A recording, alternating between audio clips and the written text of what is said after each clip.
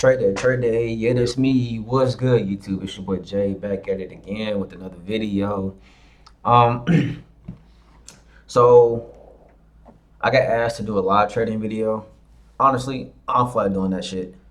What I'm gonna do is, I will record my live session on like a YouTube short, and then post a long form trade recap on YouTube. Uh, yeah, it just takes too much editing, man. I don't feel like doing all that.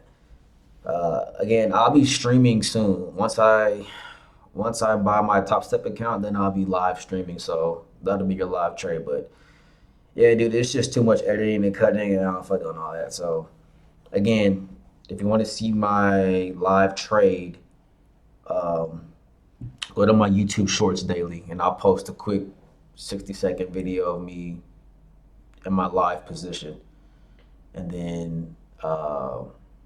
At the end of that, I'll do like a full trade breakdown, recap on my long form content version. So yeah. Anyway, let's get to it. I'm only trading in Q. Just focusing on one pair. Um, and I'm going back to my OG fair value gap strategy. I've been getting kind of cooked with the double fair value gap. It was something I was just testing out anyway. It wasn't hard set or whatever. This week, if I took the OG first fair value gap, it would have been 5-0. It would have won every day this week. I back tested it. You can too. You take the first fair value gap, and you would have won every day this week. So anyway, all right, let's get to the analysis real quick. We got the daily time frame. Also, this little indicator is fucking lovely. I love it. You'll see why.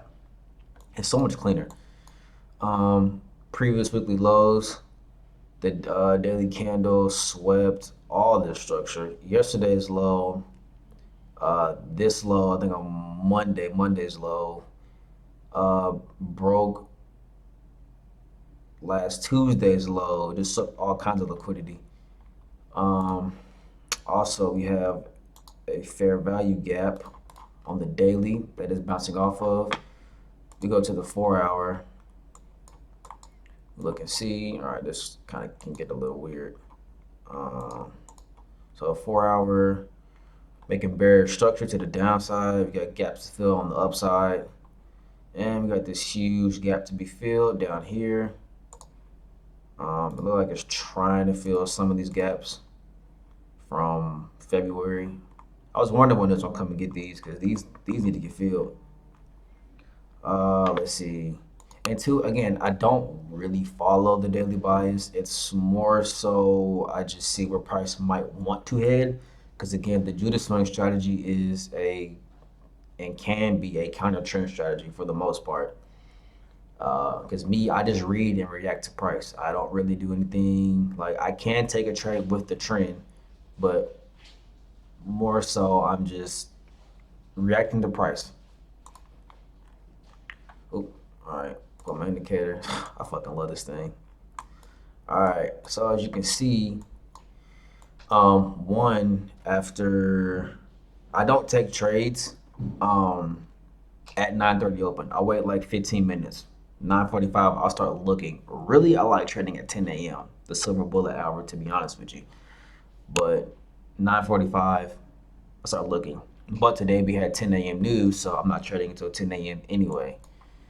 All right, so what do we have here? Midnight open right here, yellow line, open, came down a little bit, made the high of the day. So we got open high, boom, came down, made the low, or making the low right now.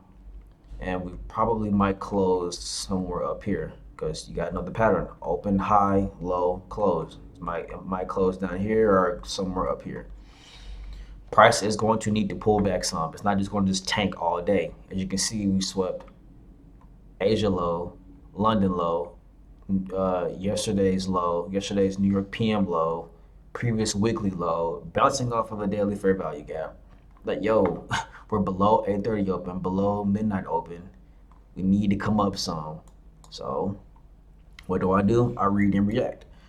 Price came, Bounced off of this. I waited till 10 anyway because there was 10 a.m. news, red folder news.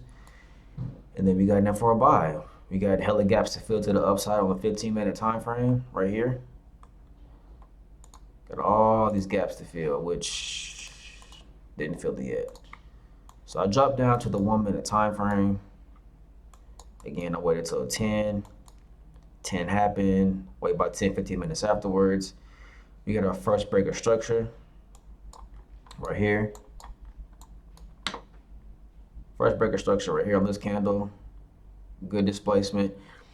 That's something that I've been noticing too that I need to start doing. And I watched another YouTuber that does the same kind of strategy, and his input is to take the fair value gap nearest price. I always wait for the lowest fair value gap, and I always get left behind. But if you take the fair value gap that's nearest price, you get to go in. So I was waiting on this fair value gap right here. Never tagged me in. But if I'd have got in on this fair value gap right here, I'd have got tagged in for a smooth tag in, stop loss, fair value gap candle number 1. 1, 2, 3, you know, target low 1-to-1, whatever, right? I didn't get that. I got tagged in on my second Judas swing. But I actually got tagged in up here, or I did a market execution like right here, because I wasn't gonna get left behind. So I was waiting for this fair value gap right here, which never tagged me in. So should have waited for this one, which honestly never got tagged in. But I was like, you know what? If it comes down near here, I'm gonna market execute. So I got in like right here. I think my stop loss was like right here or something like that. And then I had a little 1-to-1 like that. That's what I had did. Now again, I kind of hate trading near these liquidity points, near these 9:30 opens and 8:30 opens and midnight opens, because you can see price was just digging around. But it ended up getting me a 1-to-1, stop loss at my break even, and then yeah, I got taken out. I knew I wasn't gonna trend too long, and yeah, here's that trade today. I don't know why the position was so small, but you can see 315, 315 today, 315. So again, I am paper trading until I feel comfortable with buying a Top Step Live account. That's that. But yeah, man, that's pretty much all we got today. Again, to reiterate, I will post me and my live positions on my YouTube short and TikTok channel. And then I'll come back and I'll break down what I did. So go view my YouTube short as well to see what I did. Also, man, and this is what I mean by trading with the trend. So I won't trade with the trend unless price comes and hits my no bullshit liquidity levels, 9:30, you know, any of these lines, if it comes up and hits it and rejects it to the downside or to the upside of we're in a bullish market, I'm a get in. So as you can see, price hit 9:30, it swept these highs, and you could have got in right here.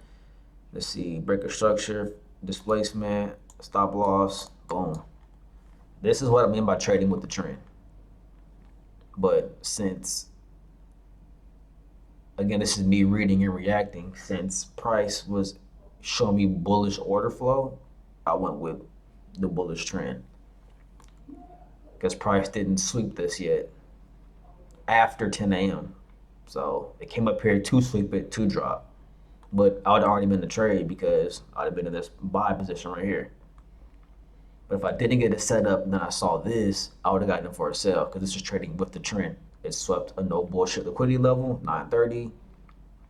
Swept New York PM low, and boom, dropped. And as you can see, you'd have gotten it for a big win, huge win. But it's all good. But that's all we got. We're gonna do the same thing Monday. All right, I'll see you guys.